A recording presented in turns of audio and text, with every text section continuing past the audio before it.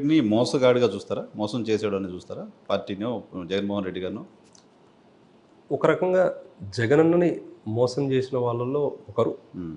దానితో పాటు ఎంతో ఇష్టంతో వైఎస్ఆర్ కాంగ్రెస్ పార్టీకి ఓట్లేసిన ప్రజలు కానీ, ఓకే.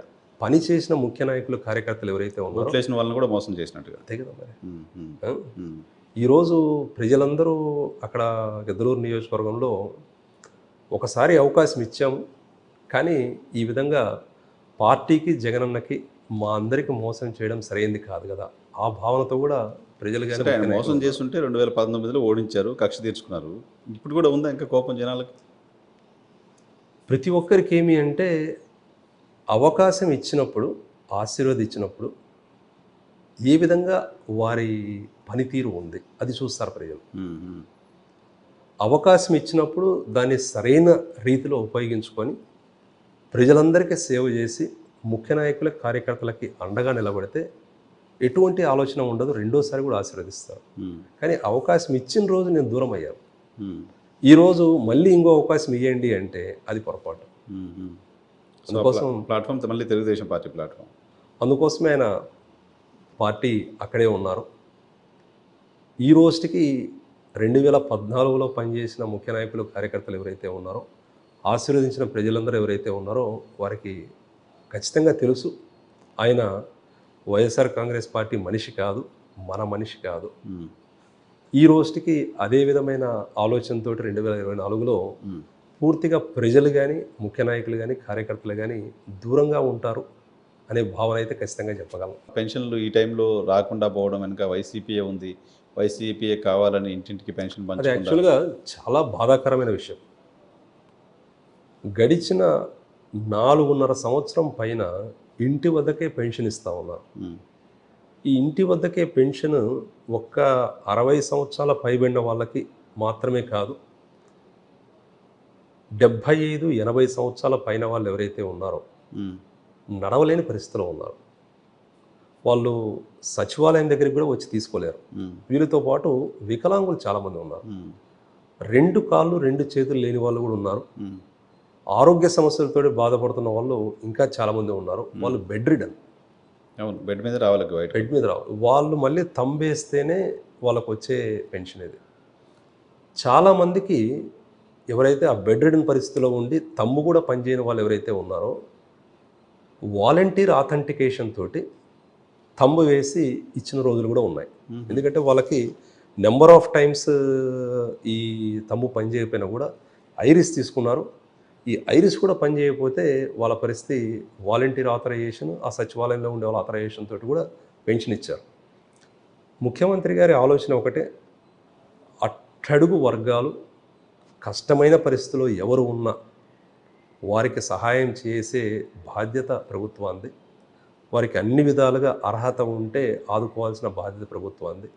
ఇంటి వద్దకే సంక్షేమం. అటువంటి వ్యక్తులు ఎవరైతే ఉన్నారో, చేసుకోలేని పరిస్థితులు ఎవరు ఉన్నారో, ప్రభుత్వ బాధ్యతగా ఇంటికి వెళ్ళి సేవ చేయాల్సిన బాధ్యత ప్రభుత్వాన్ని 4.5 సంవత్సరం చేశారు. హ్మ్.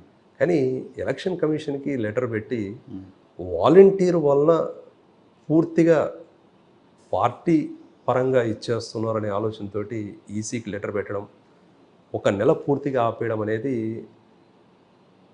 60 సంవత్సరాలు పైబడిన వాళ్ళు, దానితో పాటు వికలాంగులు, వితంతువులు, దానితో పాటు ఈ ఆరోగ్య సమస్యలతోటి ఒక్క ఎత్తున దాదాపు 65 లక్షల మంది ఉన్నారు. అవునంట. హ్మ్. ఈ 65 లక్షల పైన ఎవరైతే ఉన్నారో వాళ్ళతో పాటు వాళ్ళ కుటుంబాలు కూడా ఉన్నాయి. హ్మ్. సో వాళ్ళందరూ ఒక్కసారిగా ఇది సరైన నిర్ణయం కాదు, ఈరోజే 1 నెలకే ఎలక్షన్ కమిషన్కి లెటర్ పెట్టి ఈ విధంగా చేస్తే రానున్న రోజుల్లో మిగతా సంక్షేమ పథకాల పరిస్థితి ఏంటి, హ్మ్. హ్మ్. ఆ భయంతో జనాలు ఉన్నారు. హ్మ్. ఇంత ఇష్టంతో ఈరోజు కులమతాలకు అతీతంగా, పార్టీలకు అతీతంగా ముఖ్యమంత్రి గారు సేవ చేశారు. ఇంత ఇష్టంతో ఏ ఒక్కరిని కూడా, ఏ కుటుంబం కూడా తలదించుకొని ఎవరి దగ్గరికి వెళ్ళి ప్రాధేయపడింది లేదు.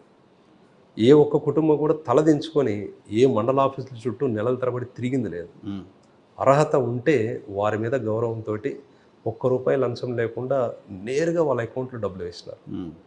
ఇప్పుడు ఆ లబ్ధి ఏదైతే ఉందో వారి కుటుంబాన్ని గౌరవించి, అది బీసీ, ఎస్సీ, ఎస్టీ, మైనారిటీ, అగ్రవర్ణాల్లో పేదలు ఎవరైతే ఉన్నారో వాళ్ళ ఆత్మగౌరవాన్ని కాపాడి ఎవరి దగ్గరికి వెళ్ళి ప్రాధేయపడకూడదు అనే మంచి ఆలోచనతో చేశారు. ఉమ్, ఇప్పుడు వాళ్ళందరూ ఆలోచన చేస్తారు. ఉమ్, ఈరోజు ఒక పెన్షన్ ఈ విధంగా ఇబ్బంది పెట్టారు, ఉమ్, రేపు రానున్న రోజుల్లో మిగతా సంక్షేమ పథకాల పరిస్థితి ఏంటి అని. ఉమ్, సో అందుకోసం ప్రజలందరికీ తెలుసు.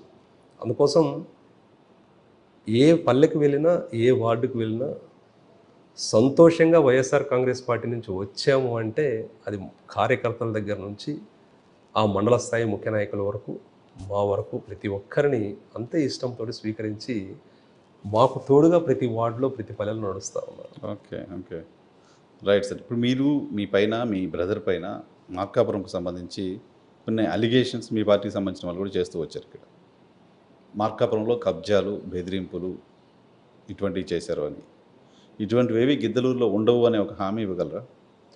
ఒక్కటి మీరు దీంట్లో ఆలోచన చేయాల్సింది, చూడవలసింది, లోకేష్ గారు వచ్చినారు, ఆయన ఆరోపణలు చేసి వెళ్ళిపోయారు. కొత్త నయీం అన్నారు. ఆ, దాని తర్వాత చంద్రబాబు నాయుడు గారు వచ్చారు, ఆయన ఇదే విధంగా మాటలు ఆయన మాట్లాడారు. నయీం అన్నారు, చోటా నయీం అన్నారు.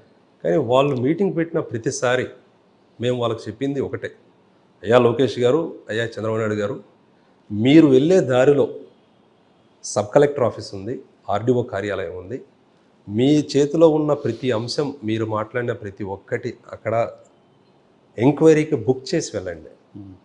నిజ నిరూపణలు అయితే కేసెస్ నేనే దగ్గరుండి ఫైల్ చేస్తాను.